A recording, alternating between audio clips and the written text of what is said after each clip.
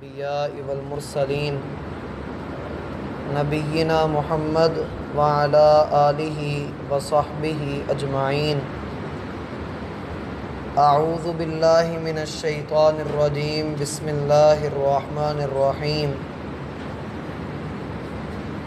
سورہ زمر کی آیت نمبر 23 ہے، اس کا پہلا ٹکڑا ہم نے پڑھ لیا ہے۔ اگلے ٹکڑے کی طرف آئیے۔ اللہ رب العالمین فرماتے ہیں تقشعر، کانپ اٹھتی ہیں، منہ، اس سے، جلود الذین، ان لوگوں کی جلدیں، یخشون ربہم، جو اپنے رب سے ڈرتے ہیں، ثم تلین، پھر نرم ہو جاتی ہیں، جلودہم، ان کی جلدیں، وقلوبہم، اور ان کے دل، الی ذکر اللہ، اللہ کی یاد کی طرف، ذالک، یہی ہے، ھدی اللہ، اللہ کی ہدایت، یہدی، وہ ہدایت دیتا ہے، بہ، اس کے ذریعے سے، من یشاء، جسے وہ چاہتا ہے، ومن یضلل اللہ، اور جسے اللہ گمراہ کر دے، فما لہ، تو نہیں ہے کوئی اس کو، من ہاد، ہدایت دینے والا۔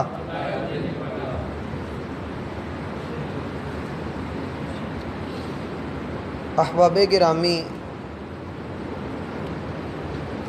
اس آیت کریمہ کے ابتدائی حصے میں ہم نے اس بات کا بغور مطالعہ کیا کہ یہ کتاب اللہ رب العالمین کی طرف سے نازل کی گئی ہے اور اس میں انسانی ضرورت کی ہر ایک رہنمائی کا سامان موجود ہے، اور جتنے بھی مضامین اس کتاب کے اندر بیان کیے گئے ہیں وہ انسانی زندگی کے تمام تر معاملات کا احاطہ کرتے ہیں اور انسان کو اللہ کی رضا کی طرف لے جانے والے رستے کی نشاندہی بھی کرتے ہیں۔ ہم نے یہ بھی پڑھا کہ اس کتاب روشن کے اندر اللہ نے پچھلی اقوام کے حالات بھی ذکر فرمائے ہیں۔ اگر جنت کا ذکر کیا ہے تو اس کے مقابلے میں جہنم کی ہولناکیاں بھی بیان کی ہیں۔ اگر اللہ نے کہیں پر عذاب کے ڈراوے دیے ہیں تو وہیں جنت کی دل فریبیوں کا اور خوش نمائیوں کا ذکر بھی کیا ہے۔ اگر کہیں زمین کا ذکر ہے تو اس کے مقابلے میں اللہ نے آسمان کی اونچائیوں کا ذکر بھی کیا ہے۔ تو گویا کہ اس کے اندر مضامین کو اللہ نے بہت زیادہ مرتبہ دہرایا ہے، ہر ایک نئے انداز کے ساتھ، نئے فہم کے ساتھ، نئے مطلب کے ساتھ۔ اور جب جب آپ قرآن کریم کا مطالعہ کرتے ہیں تو آپ کو اس میں ایک نیا رنگ، نئی چاشنی، نیا لطف آتا ہے کہ جس سے پڑھنے والوں کا دل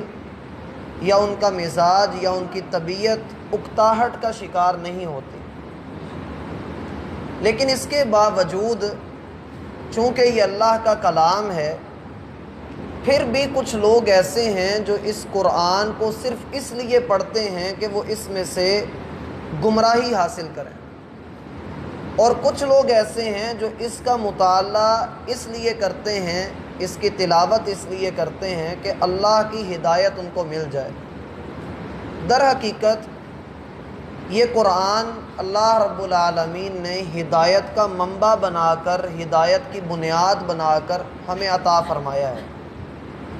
اور اللہ کی بڑی بڑی نعمتوں میں سے یہ بھی ایک بڑی نعمت ہے جو ہمیں بڑی آسانی کے ساتھ اللہ نے بن مانگے عطا کر دی۔ اگر دیکھا جائے تو جن لوگوں کو اللہ رب العالمین نے اس قرآن کا نازل ہونا دکھایا وہ دو طرح کے لوگ تھے۔ ایک وہ ہیں جن کو اللہ رب العالمین نے ہدایت کے لیے چن لیا، جیسا کہ سیدنا عبداللہ بن مسعود رضی اللہ عنہ کا فرمان ہے کہ اللہ رب العالمین نے تمام انسانوں کے دل کو دیکھا، قیامت تک کے لیے آنے والے تمام انسانوں کے دلوں کو اللہ نے دیکھا۔ اور بعض روایات میں یہ حدیث بھی ہے، اللہ کے رسول کا فرمان بھی ہے۔ اللہ نے جب سارے لوگوں کے دلوں کو دیکھا تو صحابہ کے دل سے بڑھ کر اللہ نے کسی کے دل کو پاک نہیں پایا۔ سب سے پاکیزہ دل، سب سے اعلیٰ دل، سب سے بہترین دل اگر کسی کے تھے تو ان لوگوں کے تھے جنہوں نے محمد الرسول اللہ صلی اللہ علیہ وآلہ وسلم کی اتباع کی۔ اور اللہ رب العالمین نے ان لوگوں کو اپنے قرآن کی سربراہی کے لیے، اس کی رہنمائی کے لیے اللہ نے ان لوگوں کو چن لیا۔ آپ صحابہ کرام کے حالات زندگی کو پڑھیے تو یہ آیت صحابہ کرام کی فضیلت، ان کی شان اور ان کے مرتبے کو بھی واضح کرتی ہے۔ ہم نے یہ بات پڑھی کہ اس بہترین بات اللہ نزل احسن الحدیث، یہ جو احسن الحدیث بات ہے، یہ جو کتاب ہے، اس کتاب کا نازل کرنے والا اللہ ہے۔ اب اللہ نے جن لوگوں پر اس کتاب کو نازل کیا ہے ان کی کیفیت کو دیکھو، ان کی کیفیت کیا ہے۔ میرا بھائی، اللہ کے ساتھ بندے کا جو رشتہ ہے، بندے کا رشتہ، انسان کا رشتہ نہیں بتا رہا، بندے کا جو اللہ کے ساتھ رشتہ ہے وہ دو چیزوں کے اوپر ہے۔ ایک یہ کہ وہ اللہ کے ساتھ محبت کرتا ہے تو ایسی محبت کرتا ہے اس محبت کے رستے میں بڑی سے بڑی قربانی بھی دینی پڑ جائے وہ دے دیتا ہے، وہ ڈرتا نہیں ہے۔ جیسا کہ اللہ رب العالمین فرماتے ہیں وَإِذِ ابْتَلَىٰ إِبْرَاهِيمَ رَبُّهُ بِكَلِمَاتٍ فَأَتَمَّهُنَّ، تیرے رب نے ابراہیم کو آزمائشوں میں مبتلا کیا، ابراہیم نے ساری آزمائشیں گزار لی، پوری کر دی، اتمام کر دیا۔ اور دوسرا جو معاملہ ہوتا ہے وہ ہوتا ہے خوف کا، جس سے محبت کی جاتی ہے اس کی ناراضگی سے ڈرا بھی جاتا ہے کہ کہیں میرا محبوب مجھ سے ناراض نہ ہو جائے۔ صحابہ کرام رضی اللہ عنہم کا ایک یہی وصف تھا کہ وہ اللہ سے محبت کرتے تھے تو کمال محبت کرتے تھے، اور اللہ سے ڈرتے تھے تو کمال ڈرا کرتے تھے۔ اللہ رب العالمین نے جب ان کو یہ قرآن عطا کیا، ان کی کیفیات کیا تھی، وہ کس کیفیت میں تھے، وہ کیفیت اللہ ہمیں بتا رہا ہے۔ اگر یہ کیفیت ہمارے اندر بھی آ جائے تو اللہ کی قسم ہمیں بھی اللہ کی وہ محبت نصیب ہو جائے جس کے ہم متلاشی ہیں۔ جو ہم چاہتے ہیں کہ ہمارے دلوں میں سکون ہو وہ آنسو بہانے سے ملتا ہے، اللہ کے سامنے گڑ گڑانے سے ملتا ہے۔ اللہ متکبر ہے، وہ چاہتا ہے کہ بندہ میرے سامنے آ کر اپنی ذلت کا، اپنی عاجزی کا، اپنے گناہوں کا اعتراف کرے، مانے، میرے سامنے آ کر جھکے، اپنی ناک زمین پر لگائے اور کہے کہ اللہ میں عزت والا نہیں ہوں، تو عزت والا ہے، میں اونچا نہیں ہوں، تو اونچا ہے، میں ادنا ہوں، تو اعلیٰ ہے، میں سب سے نیچے، تو سب سے اوپر، لیکن اے اللہ ہوں میں پھر بھی تیرا ہی بندہ۔ اب جب وہ لوگ اس قرآن کو سنتے ہیں، اس قرآن کی تلاوت کرتے ہیں، اس کو پڑھتے ہیں، اس کے متعلق کوئی بات کرتے ہیں یا سنتے ہیں، سیکھتے ہیں، سکھاتے ہیں، وہ اس قرآن کے ساتھ کسی بھی تعلق میں آ جائیں، اللہ فرماتے ہیں تقشعر منہ جلود الذین یخشون ربہم، ان کی یہ جو جلد ہے یہ پھڑ پھڑانے لگ جاتی ہے اللہ کے خوف کی وجہ سے، اللہ کے ڈر کی وجہ سے وہ کانپ اٹھتے ہیں، ان کے روئیں روئیں ان کا کانپ رہا ہوتا ہے، وہ اللہ کے ڈر کی وجہ سے رو پڑتے ہیں۔ ایک جگہ پر قرآن فرماتا ہے اذا تتلی علیہم آیات الرحمن خروا سجدا وبکیا، جب ان کے اوپر رحمان کی آیات تلاوت کی جاتی ہیں وہ سجدوں میں روتے ہوئے گر پڑتے ہیں۔ ایک جگہ پر اللہ فرماتے ہیں انما یؤمن بآیاتنا الذین اذا ذکروا بها خروا سجدا وهم لا یستکبرون، یہ لوگ اللہ کی آیات پر ایمان لاتے ہیں اور جب آیات کو سمجھتے ہیں تو سجدوں میں گر پڑتے ہیں، تکبر نہیں کرتے۔ گویا سجدے کا اور تکبر کا آپس میں یہ تعلق ہے کہ سجدہ اس طرف کو ہے تو تکبر اس طرف کو ہے، دونوں متضاد چیزیں ہیں۔ اگر بندہ اللہ رب العالمین کا ڈر اپنے دل میں لانا چاہتا ہے تو پھر اسے چاہیے کہ وہ اپنے دل سے تکبر کو نکال دے، اور تکبر تب ہی نکلے گا جب وہ لوگوں کو حقیر سمجھنا چھوڑ دے گا۔ تقشعر منہ جلود الذین یخشون ربہم، دیکھیے بندہ پیسے کے ساتھ، مال کے ساتھ، اپنے گھر کے ساتھ، اپنے کاروبار کے ساتھ اللہ کا قریبی نہیں بنتا۔ ہمارے پاس جتنا کچھ بھی ہے، اللہ فرماتے ہیں کہ جو کچھ تمہارے پاس ہے، قارون کا نام آپ نے سنا ہے، بہت بڑا بادشاہ تھا، اتنا بڑا بادشاہ تھا کہ قرآن کہتا ہے اس کے خزانوں کی چابیاں اٹھانے کے لیے ایک پوری جماعت تھی، لیکن جب اس نے تکبر کیا تو اللہ رب العالمین فرماتے ہیں اس کو نہیں پتہ، اس کو علم نہیں ہے کہ ہم نے اس سے پہلے لوگوں کو اس سے بھی زیادہ خزانے دیے تھے، اللہ نے کتنا کچھ دیا ہوگا۔ اور اب ہم اگر دیکھیں تو اللہ نے ہم سے پہلے لوگوں کو پتہ نہیں کیا کیا دیا ہوا تھا، بڑا کچھ تھا ان کے پاس۔ آپ صحابہ کرام کی اب مثال لیں، جن میں سیدنا عثمان غنی ہیں، ابو بکر رضی اللہ عنہ ہیں، یعلا بن امیہ ہیں، یہ وہ صحابہ ہیں جو بڑے بڑے تاجر تھے، بڑے بڑے تاجر تھے، لیکن آپ سیدنا عثمان کا حال قرآن کے ساتھ پڑھ کر دیکھیے کہ جب وہ قرآن کو پڑھتے ہیں تو آنکھوں سے آنسو بہنے لگ جاتے ہیں، رو رہے ہیں، اللہ کے سامنے گڑ گڑا رہے ہیں۔ عمر بن عبدالعزیز رحمہ اللہ وہ قرآن کی اس آیت پر پہنچے، وَقِفُوهُمْ إِنَّهُمْ مَسْئُولُونَ، ان کو روک لو، جہنم کے دھانے پر ان کو کھڑا کرو، ان سے سوال کیا جائے گا۔ وہ ساری رات یہی آیت پڑھتے رہے اور روتے رہے، آگے ان سے بڑھا ہی نہیں گیا۔ کہا تقشعر منہ جلود الذین یخشون ربہم، جن کے دلوں میں اللہ کا ڈر ہوتا ہے وہ قرآن سن کر ان کی جلد پھڑ پھڑانے لگ جاتی ہے،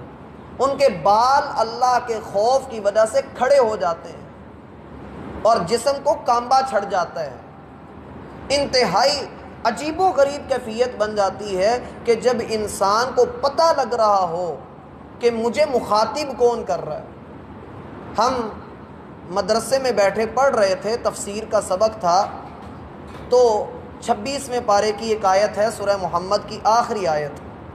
اللہ رب العالمین اس آیت کے آخری حصے میں ارشاد فرماتے ہیں وَإِن تَتَوَلَّوْا يَسْتَبْدِلْ قَوْمًا غَيْرَكُمْ،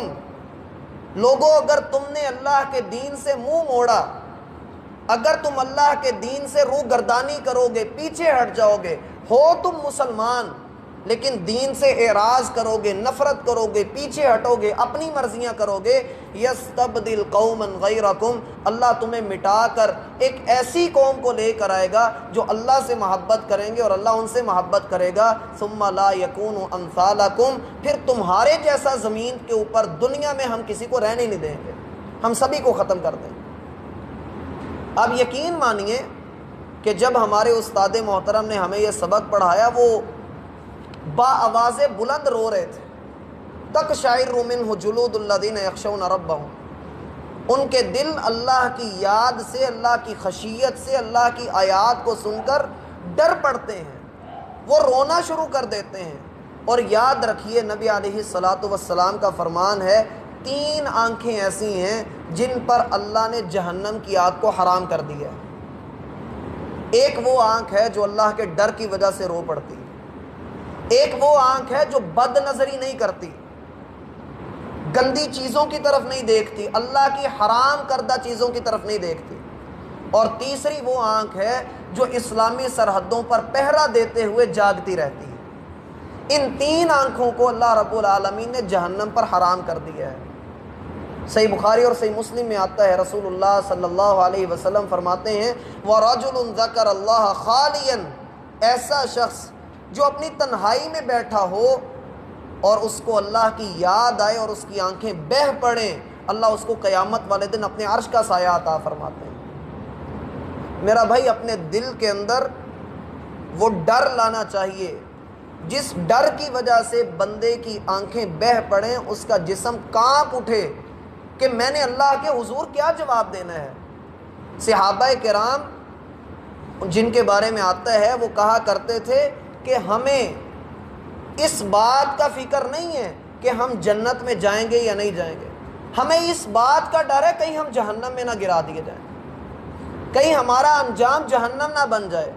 یہ کامیابی نہیں ہے کہ بندہ جو ہے وہ تھوڑے سے گناہوں کی سزا بھگت کر جنت میں داخل کر دیا جائے، اصل کامیابی یہ ہے کہ بندہ جہنم میں داخل ہی نہ کیا جائے۔ اللہ فرماتے ہیں من زحزح عن النار وادخل الجنت فقد فاز، جو جہنم سے بچا لیا گیا اور جنت میں داخل کر دیا گیا، حقیقی کامیاب یہ ہے۔